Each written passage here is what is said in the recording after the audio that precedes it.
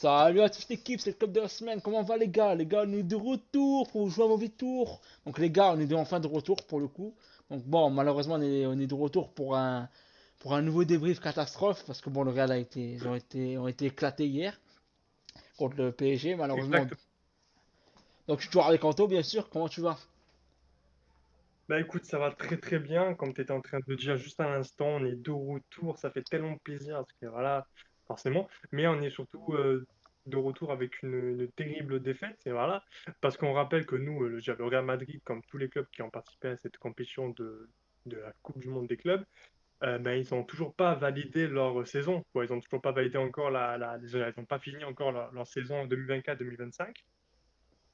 Et nous, le Real Madrid, nous étions aussi encore en 2024-2025. Voilà, donc on termine comme c'était annoncé, hein, voilà, on termine bah, comme de la merde. Voilà comment on termine. Franchement, Voilà. Ça résume, de A à Z, quoi. ça résume un peu l'entièreté de la saison. En soi, en fait, ça résume un peu l'image que le Real Madrid avait donné depuis le début de la saison, hein, voilà, honnêtement, pas surpris. On aurait espéré mieux, forcément, mais pas surpris non plus, hein, en effet. Exactement. Bah, pour le coup, de toute façon, la saison, elle a oublié de A à Z pour le coup. Même si en Ah, vrai de vrai, en vrai de vrai, avant ce match-là, il y avait quand même des choses intéressantes avec le nouveau dispositif de Xabi Alonso, etc. Juste, par rapport à ça, on va juste parler de Xabi Alonso en rapide. Attendez, hop. Euh, on va juste vite fait parler de Xabi Alonso en rapidos. Donc c'est le nouvel entraîneur du Real Madrid, donc Carlo il s'est barré. Pour le coup, on avait déjà fait une vidéo par rapport au fait qu'il y ait des rumeurs que Xabi Alonso allait venir, donc il est venu officiellement, etc. Et donc bon, moi je suis content. En plus, il y avait des nouvelles propositions de jeu, etc.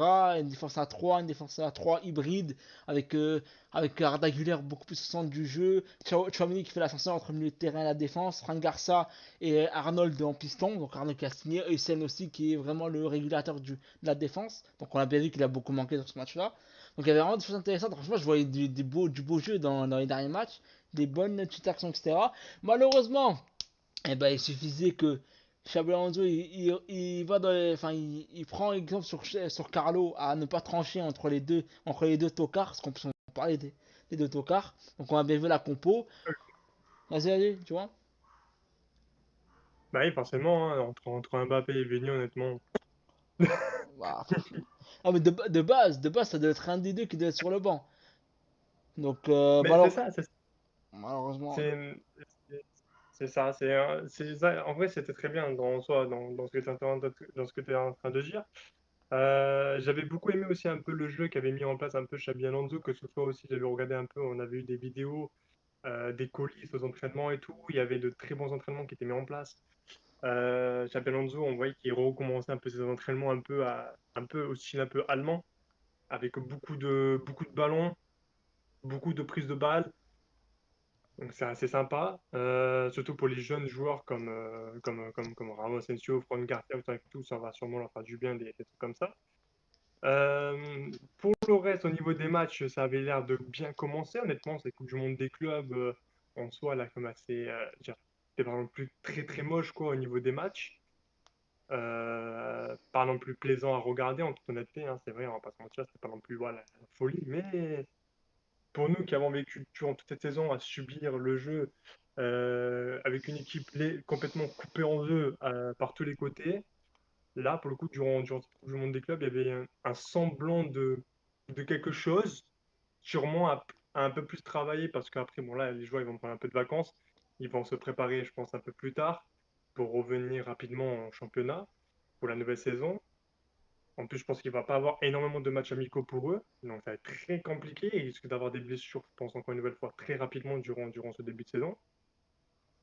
Donc voilà, mais honnêtement, Xabi Alonso, pour moi, il vient à peine d'arriver. Bon, il se prend un 4-0 par une équipe qui est en toute honnêteté, qui est en forme et qui confirme sa belle prestation durant toute la saison qu'elle a fournie en Ligue 1. Donc voilà, hein. Ouais, De grand toute façon, bravo. moi, je m'attendais pas à mieux en fait, Enfin, pas en à mieux. vrai, Je un m'attendais peu quand même. vraiment. Tu peux, oui, c'est sûr qu'on a des attentes. On est avec une équipe qui, quoi qu'il arrive, quand tu arrives là-bas, tu as des attentes. Que tu sois joueur, entraîneur ou membre du staff, tu dois prouver quelque chose. Parce que tu rentres quand même, tu rentres pas dans n'importe quel club, tu rentres dans le club qui est quand même le Real Madrid, le meilleur club du monde, avec une immense histoire et un immense palmarès. Tu es obligé de prouver ta valeur. Parce que sinon, tu n'as rien à faire, tu dégages. Voilà, c'est clair, net et précis. Pour moi, Xabi Alonso, il a mis des trucs en place. C'était bien, voir si en les travaillant un peu plus, ça peut fonctionner. Après, dans le côté tranché entre Vinicius et Mbappé, c'est vrai qu'il va peut-être falloir commencer à prendre une décision parce que les deux sur le même côté, ça passe pas. Même non, mais les deux du cours, il faut en dégager un, on va pas se mentir. Moi, écoute, comme je l'ai dit, comme je te l'avais dit, quand on parlait stade François Mbappé, je te l'avais dit, je suis pas pour. Parce qu'il y avait d'autres priorités, offensivement, on avait déjà ce qu'il fallait. Il faut arrêter. Bellingham, en fait, l'équipe a Je pense couru. un peu plus sur- En fait, l'équipe a couru pour tout le monde. Il n'y avait pas d'ego. Là, le problème, c'est qu'Mbappé est fini. Il y a beaucoup d'ego. Il y a eu l'histoire du Ballon d'Or. Il y a eu beaucoup de choses. Bah, vous savez quoi? Bon, avant de parler des cas individuels, etc. On va, on va d'abord, de- euh, on va d'abord parler des deux personnes. Je vais d'abord dire quelques mots et après je te laisse. Alors, déjà, sur Mbappé et Vini, de un pour moi, ils sont pas complémentaires. Plus les matchs avancent, plus je sens qu'ils sont pas complémentaires. Il y a eu carrément Gonzalo qui a fait une très bonne Coupe du Monde des clubs, qui a lui un vrai neuf, qui marque, qui joue en déviation, J'ai bien etc. aimé au passage. Bah, J'ai Gonzalo, bah, vraiment bien aimé. normalement Gonzalo ça doit être lui plus Mbappé ou Vini, un des deux. Donc ça doit être une attaque à deux, Gonzalo.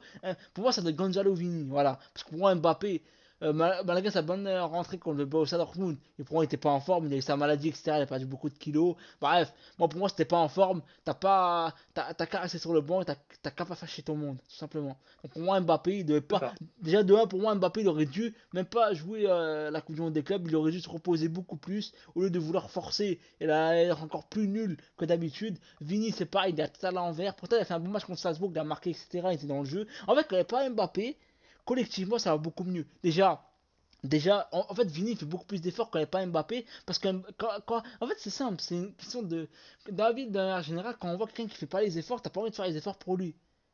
C'est une question de base. C'est ça, oui. Même Il n'y a Bellingham, pas, tu. Ah, vas-y, dis-moi. euh, il y a pas cet esprit un peu tu sais, genre ce bon état d'esprit t'inquiète pas, tu fais pas les efforts, ou tu fais les efforts, vas-y, c'est pas grave, je le fais à ta place. Non, il n'y a pas ce côté-là. Exactement. Et vu qu'il Et vu que on va dire, surtout quand Vini et Mbappé ne le font pas, bah derrière, qui c'est qui va le faire? C'est un Tchouaméni, c'est Bellingham, voire même sûrement le 9 qui va devoir les faire, ce qui n'est pas normal, quoi. C'est normalement, ton attaquant, il est censé rester un peu, pas forcément jouer à la carotte, faire un peu des retours défensifs, forcément.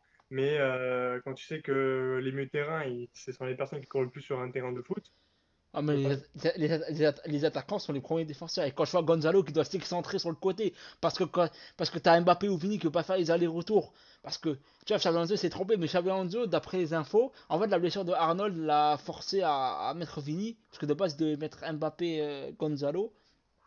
Et Moi, je comme suis dégoûté qu'il soit blessé. bah, Arnold, là, c'est une petite blessure, il va revenir, c'est rien. Mais bref, en fait, pour moi, les deux doivent pas marcher. Pour moi Mbappé doit partir.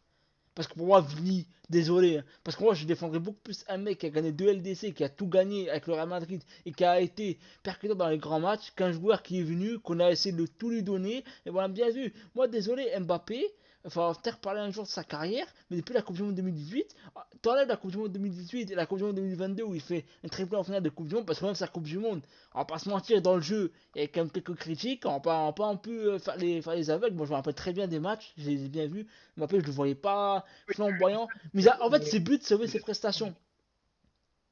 Donc, à partir de ce moment-là, pour moi, comme je te l'ai dit, Mbappé ne devait jamais venir. Il a flingué le collectif, on a bien vu. Il est parti de Paris, Paris, ils sont devenus chauds. La France, la, Bah, Fran- ouais. la France, vas-y, dis-moi. Oui, t'es en train de dire. Voilà, j'ai dit la France. En fait, quand Mbappé a gagné la Coupe du Monde, oui, ils ont gagné la Coupe du Monde, mais parce que quoi? Parce qu'Mbappé à ce moment-là était encore jeune, il n'avait pas autant d'ego et il jouait avec ses qualités. Et surtout, c'était pas lui le leader. À partir du moment où les leaders comme Pogba, Griezmann, Loris, même Giroud est parti, Varane, etc., tous les grands leaders de l'équipe de France sont partis, et ben c'est lui le leader, c'est lui le capitaine, et on a vu ce que ça donne. Deschamps, il donne tout à Mbappé, on voit ce que ça donne, il gagne rien. Ils sont humiliés. Mbappé n'est pas un neuf. Mbappé ne peut pas jouer libre, il peut pas jouer neuf. Il peut jouer quel poste? Eh ben, il jouera sur. Moi, pour moi, je suis Florentino. Je le vends en Arabie Saoudite, 400 millions. Je prends Erling Haaland, je fais Mbappé, Vini, Rodrigo, Erling Haaland. Déjà, Haaland, c'est de lui qui devait venir. Mbappé ne devait jamais venir. Pour moi, parce que il nous a mis à l'envers en 2022, on devait l'oublier. Mais Florentino, il a fait, et ben voilà, il a dit, ouais, ben, je vais le prendre gratuit, ben voilà, ça a flingué le collectif, bravo à toi, t'as flingué l'équipe. Voilà, parce que Rodrigo, à cause de ça, Rodrigo, il a dit, ouais, mais j'ai pas envie que Mbappé me prenne la place, sinon je pars. Donc, Carlo, il devait mettre les trois devant, alors que c'est pas du tout équilibré, il le savait très bien, mais la direction l'a forcé. Là, encore une fois, Xabi Alonso, il est forcé de mettre les trois, même si bon, il a dit il va plus jamais le faire. Pour le coup, là, ce qui est une bonne nouvelle avec ça, c'est que déjà le Real Madrid va recruter, ça c'est bien. Et en plus, Xabi Alonso va avoir les pleins pouvoirs. Comme ça, il va pouvoir faire ce qu'il veut. Et j'espère tellement qu'Mbappé il va mettre sur le banc, il va mettre Vini Gonzalo et merci, au revoir. Voilà. Bah, en fait, je pense que c'est ça. Il faut faire comprendre, je pense qu'au bout d'un moment, vous savez que individuellement parlant, il fait quand même ses stats. Il fait quand même de belles stats. Quand même, Mbappé, il a quand même fait de belles stats quand même durant une saison un peu merdique, on va pas se mentir, mais il a quand même fait des stats. Tu vois, donc, voilà. On peut pas le nier. Mais ça serait bien qu'ils comprennent, comme tu étais en train de dire tout à l'heure, comme tu étais en train de citer, il est parti d'un collectif où est-ce qu'il est resté quand même 7 ans au Ouais, PSG, 7 je ans, crois. ouais. Ouais, 7 ans. Ouais, 7 ans.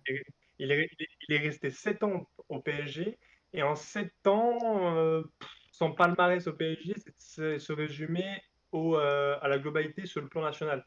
Waouh, avec ou sans Mbappé, ils sont capables de le faire sur le plan national. Bah, ils ont gagné C'est avec ou pas, sans lui. c'est ça. Sauf que là, ce qu'ils ont fait, c'est quand même énorme. C'est-à-dire que on pensait tous que si jamais ce joueur-là, vu que ça faisait 7 ans qu'il était au club, partait, une pièce maîtresse de leur équipe partait, ils allaient sûrement, peut-être sûrement tomber, pas forcément très très bas, mais qu'ils allaient perdre beaucoup de points. C'est pas vraiment ce qui s'est C'est passé, ça a même l'inverse. été même le compte, Ah, ça a été complètement l'inverse. Ils ont pris en puissance et ils ont prouvé à l'Europe entière et aussi aux Français, parce que même en France, ils se faisaient canarder, mais dans tous les sens, dès qu'Mbappé est parti. Ben, ils ont prouvé en fait. Et au contraire, je crois que même le départ d'Mbappé a fait du bien à un joueur qu'on aimait à peu près tous, à Ousmane Dembélé. Il a fait du bien surtout à Dembélé parce que Dembélé, il a vu Mbappé partir, c'est devenu le monstre de l'équipe. ouais, et t'as gagné le Bizarrement, ballon d'or en Dembélé, plus. bizarrement, Dembélé, il est plus libre. Il te permet de faire des dribbles, nanani, nanana, et c'est comme ça que C'est un joueur avec collectif, c'est un une joueur collectif. Il décroche, il fait le jeu, il prend la profondeur, il marque des buts, il presse, il défend. C'est un joueur collectif. Mbappé, écoute, à partir du un joueur moment. En fait, le problème, c'est qu'il a. En fait, le problème, c'est qu'il croit trop que c'est CR7, alors que c'est loin d'être CR7. Et même CR7, il faisait ses efforts. Il faisait les efforts, il cravachait, il pressait un minimum. Tous les grands joueurs ont fait un arrête, minimum d'efforts. c'est fini. C'est vrai que ça, il faudrait faire. Tu peux avoir comme exemple, quand tu étais plus jeune, tu n'es pas joueur professionnel, tu es joueur pro, tu as bien dit aux gens, oui, c'est qui votre idole, c'est qui Nani, c'est qui ça? Ouais, voilà, c'est Cristiano Ronaldo, c'est Lionel Messi, c'est un tel. Ok, oui, c'est bon, ça n'y a pas de souci. Mais dans ton style de jeu, ne viens pas, euh, comment dire, ne te prends pas pour la personne que tu adores, en fait. Ça sert à rien. Tu ne seras pas un CR7, tu ne seras pas un Lionel Messi. Pourquoi? Parce que ces mecs-là, en plus de l'entraînement et du travail qu'ils ont fourni durant toute leur carrière, ils avaient ce qu'on appelle le talent, ces mecs-là. Ils avaient un talent fou pour le football. C'est comme si qu'ils étaient nés pour jouer uniquement au foot, ces deux mecs. Messi, il faisait des trucs incroyables avec le ballon. Et CR7, il faisait des trucs que vraiment, en termes de dribble, on se disait, mais ah oui, quand même, il est chaud patate. En termes de frappe et tout, le mec, il était complet. Qu'est-ce que tu Ah, veux? Et en plus, il a vraiment sacrifié une grande entièreté de sa vie pour ce sport. C'est-à-dire que tu peux pas, Mbappé, si tu veux ne serait-ce que ressembler à ton joueur préféré, il faudrait que tu fasses de même. Il faudrait que tu commences par le côté vie privée, que tu sacrifies beaucoup de choses pour en arriver là où CR7 on est maintenant. Parce que ah. CR7, il a beau faire des mauvaises performances, il est toujours autant aimé. Messi, il a beau faire son grand maintenant, on va prendre un peu trop la boca, il est toujours autant aimé. C'est ça, c'est ça, c'est ça, c'est ça des joueurs de légende. C'est ça des joueurs de légende, c'est ça des joueurs qui marquent les esprits. Pas des mecs qui deviennent individualistes et qui ne veulent pas trop changer leur style de jeu parce que je sais pas, ou voilà. Tu vas dans un collectif qui est le Real Madrid, tu sais très bien que cette équipe joue très collectif. On l'a toujours vu. On a toujours vu un Real Madrid collectif à 100%. Il y en a toujours un qui a fait les efforts de l'un et de l'autre, de l'un et de l'autre. Quand un était blessé, c'est pas grave, le remplaçant, il était Il était quasiment aussi bon que le titulaire. Là, actuellement, durant toutes ces saisons, ce n'est pas ce que j'ai retrouvé du côté du Real Madrid. Je n'ai pas retrouvé ça. J'ai retrouvé de la merde. Voilà ce que j'ai retrouvé. J'ai, il y a eu un moment de bien, il y a eu un moment de mou, il y a eu un sursaut de réveil d'Mbappé, puis finalement ça s'est vite éteint. Un sursaut de réveil de Vini, lui aussi il s'est éteint. Ah ouais. Et deux meilleurs, tes soi-disant deux grandes stars de l'équipe, les deux se sont éteintes. Ah bah, Alors là, Carlo, honnêtement, j'ai pas compris parce qu'à ce moment-là, il se remet pas en question. Il se remet pas du tout en question. Il fait des mauvais choix tactiques sur le plan stratégique. Il met des joueurs en défense que je comprends rien. Il fait des travaux aussi que je comprends pas. En attaque, bah, ça passe pas du tout parce qu'il n'y a pas forcément un peu de cohésion, de coefficient et tout. Il y a pas cette harmonie qu'il y avait comme avant. Pourquoi? Parce qu'il n'y en a aucun qui est neuf. Il n'y en a aucun qui est vraiment. Et celui qui se dit, moi je peux jouer tout poste en attaque, ouais, bah, Mbappé, on attend en fait. On attend que tu joues réellement neuf. Alors oui, tu as déjà marqué des buts, oui, mais t'es pas un t'as fait quand même de neuf. belles C'est pas un neuf. Désolé, c'est pas un neuf. J'avais pas ça un Mais neuf, moi. nous, ce qu'on regarde en tant que supporter, c'est surtout en fait sur la globalité de la saison. En fait. Genre, si on doit prendre la globalité de la saison, honnêtement, je reste quand même assez peu satisfait de la performance de Kylian Mbappé et de Vinicius Junior, même celle de Rodrigo, en fait des trois attaquants, Ah ouais. je suis vraiment pas du tout satisfait. Vraiment. Et carrément, je crois même Gonzalo, celui qui en plus a joué pour ce match-là, lui m'a plus satisfait en peu de temps que les autres qui dureront toute la saison. C'est quand même incroyable. Ah ouais. C'est incroyable. Comme tu le dis. Voilà, aussi en défense, hein, parce qu'en défense, il faut être aussi un peu les allumer. Hein. Ah, attends, bah tu sais quoi, on va en Parce parler que de Rudiger, etc. On va parfaite transition.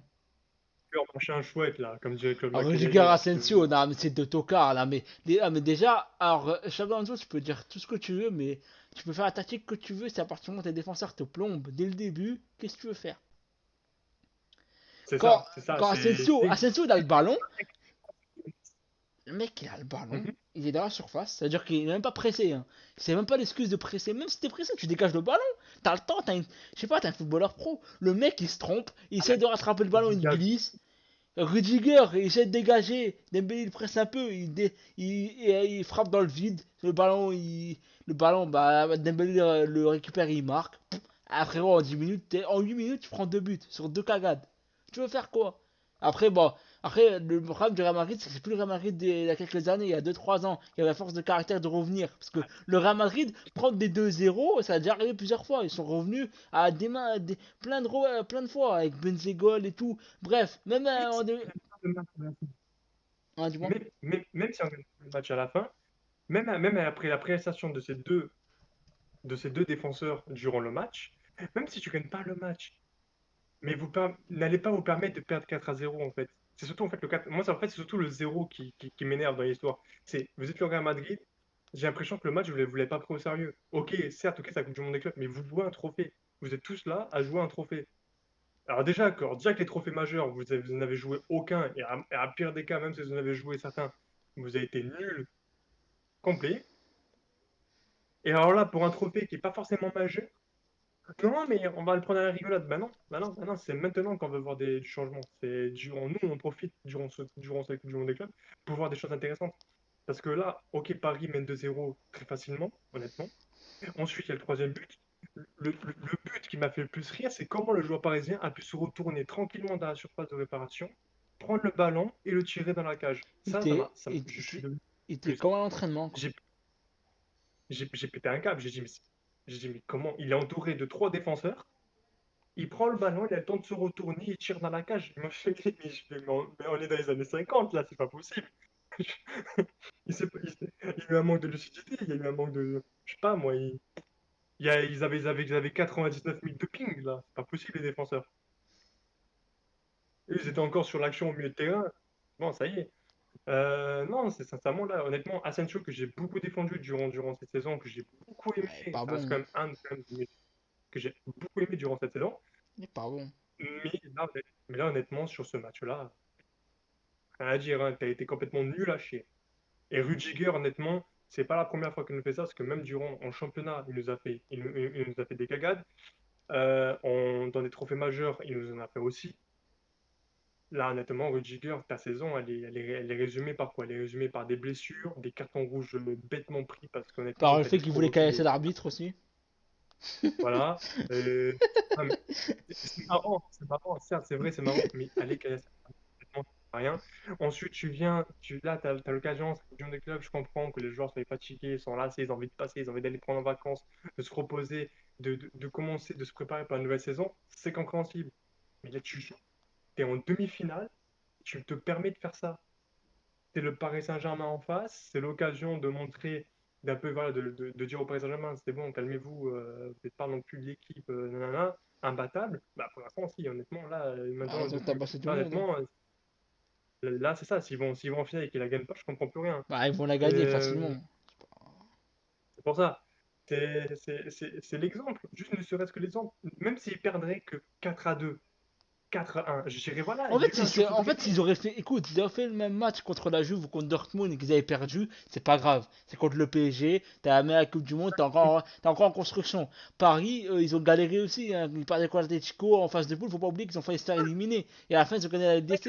En fait, le temps, tranquille, c'est rien. Mais frère, prendre un 4-0 comme ça, et avec cette attitude-là, que, en fait, ça m'a rappelé le Real Madrid de la saison. Alors qu'il y avait des bonnes choses et tout, j'étais hypé, je dis bon, allez, ils vont essayer de faire quelque chose au moins. Ils avaient une bonne attitude et tout. Ouais, finalement c'était pire que d'habitude, quoi. Même durant ce match, littéralement, c'est comme si tu pissais sur le nouvel entraîneur, en fait. Ah, Tu manques de littéralement. respect au nouvel entraîneur. Il vous apprend quoi, le nouvel entraîneur? À vous prendre 4-0? Mais c'est un génie. Oh, ramenez-le à Lyon. Ils en ont besoin, je crois. Non, mais ça, non, non, mais sincèrement, il est là, le nouvel entraîneur. Il y a eu des choses positives durant cette Coupe du Monde des clubs. Il y a eu de très beaux matchs qui se sont déroulés du côté du Real Madrid. Et vous arrivez face à l'équipe favori voilà, qui a quand même un bon statut, qui a enfin. Moi, je m'attendais à voir un beau match. Quand je me suis dit, attends, c'est quand même le PSG qui est en forme. Le Real Madrid, ok, c'est un peu moins en forme, mais ils ont quand même montré de belles choses durant cette compétition. C'est un beau match. Il va pas avoir autant de buts. Il y a eu 4-0 à la fin. J'ai vu, c'est quoi cette dinguerie? Ah, J'ai dit 2-0, 3-0, je fais, allez, ça y est, ils me prennent pour des ah, cons, c'est une blague. c'est Elle est où la caméra cachée? c'est n'importe C'est pas quoi. possible. On va juste finir la vidéo par un petit truc. Déjà par un hommage à Modric, qui a joué son dernier match. Donc Mhm. les deux images, donc l'image où il est arrivé en 2013, en 2012 et l'image de maintenant. Donc il a passé 13 ans au club, la demi-meilleure milieu de terrain de tous les temps, il a tout gagné, à part la Coupe du Monde. Mais, bon, à part avec la Croatie, mais bon, c'est la Croatie, donc bon. Mais bon, en club, il a tout gagné plusieurs Ils- fois. Il a plus de LDC que le Barça dans toute leur histoire, ça c'est beau ça. Donc ça c'est Là, très tu bien. demandes de décrocher la lune avec la Croatie, hein, Et dis-les. tu vois, et C'est le la pire, Croatie. ah, le pire c'est quoi? C'est quand quand Modric est rentré. En fait, j'ai dit, ouais, mais en fait, c'est ça qui nous manque au milieu de terrain. Le problème, c'est que Modric il a 40 balais. Bah oui, il peut plus continuer au bout d'un moment. Ça y est, stop, le mec, Frérot, il a il va dit aller à qu'il Milan va arrêter. tranquille, il va être pépère en Italie, Il a dit, à Milan. Bref. Donc, bon, en tout cas, à bravo Milan, Modric. Un grand hommage à cette légende du Real Madrid. Donc voilà, donc un petit mot pour à Modric. l'immensité, à ce grand talent de joueur qu'il a été. Lui et Tony Kroos ont fait vibrer, ont fait littéralement vibrer la planète du football, que ce soit des supporters du Real Madrid, même des supporters barcelonais, ont même apprécié le style de jeu du Real Madrid pendant un certain temps avec le milieu Tony Kroos et Modric. J'imagine, ils ont été aussi aimés, même parmi chez les supporters ennemis du Real Madrid. C'est quand même incroyable, donc ça reprouve quand même le talent, même quand ils jouent en sélection nationale avec la Croatie, très souvent respecté par les adversaires et très souvent respecté même par les publics. Donc honnêtement, il fait partie de ces joueurs-là qu'on affectionne le plus. Pour l'instant, je pense qu'il va aller à Milan, il va faire une saison ou deux et puis après il prendra sa retraite. Donc voilà, on lui souhaite que du bonheur, qu'une très bonne continuation à ce joueur-là, à l'AC Milan, en plus Ouais, en Italie. À tout moment, il se blesse parce que là-bas, il frappe. C'est pas comme en Espagne, c'est un peu moins tactique. Là-bas, c'est des tacles. ouais, mais bon. Il va s'en Et sortir. Il va en s'en toute sortir. honnêteté, il y a nous avons aussi des rumeurs de transfert. Ouais. Donc avec la piste de Konaté. Alors, honnêtement, ça ferait un grand bien au Real Madrid Ouais, il faut un que défenseur Konaté central là. En plus, Konaté est disponible à venir. Il veut pas prolonger à Liverpool et Liverpool veut le vendre. Donc je pense que le Real Madrid va. Là en plus, Xabi Alonso il a bien vu les manques, il va voir avec Florentino, il va acheter. Carrera c'est quasiment fait, donc le latéral gauche on va le recruter. Et je pense qu'on va recruter un défenseur central, un latéral gauche et je pense un milieu de terrain. Parce que Bellingham va être blessé pendant 3 4 mois. Tu vois, elle dit sauf si Bellingham elle est catastrophique parce que le mec il laisse à l'épaule, ça fait un an. Au lieu de dire vas-y, va te faire opérer pour la Coupe du Monde et tu reviendras 2 mois après, non. Tu joues la Coupe du Monde, qu'est-ce qu'on C'est s'en ça, fout? Qu'est-ce qu'on s'en fout? Le plus c'est important, c'est la saison suivante. C'est pas la Coupe du Monde des clubs. La Coupe du Monde des clubs, tu peux jouer sans Bellingham. C'est pas grave, on s'en tape. Je comprends pas. c'est le problème. Tu vois. Tu te prives de certains joueurs, quoi. C'est comme tu disais, Mbappé, pour moi, en toute honnêteté, fais-le partir en vacances, fais-le se reposer, comme ça il revient meilleur pour la prochaine saison. Parce que là, honnêtement, tous les joueurs cadres de l'équipe vont tous être fatigués. Tous être fatigués. Voilà, il y a les vacances, donc on verra. Donc voilà, donc il y a Carrera, Stiller et Konaté, donc les rumeurs. Donc j'espère qu'en cas les trois vont venir. Ça va renforcer le Real Madrid. Et voilà, bon, je pense qu'on a fait le tour, hein. Je pense qu'on a fait le tour. Honnêtement, un petit résumé un peu rapide de cette saison qui a été complètement catastrophique. Ah ouais, non, c'était Euh, laborieux. Malheureusement, pour la ah, première saison où on fait les débriefs, c'est pas très glorieux, mais bon, on espère la saison prochaine ça va être mieux.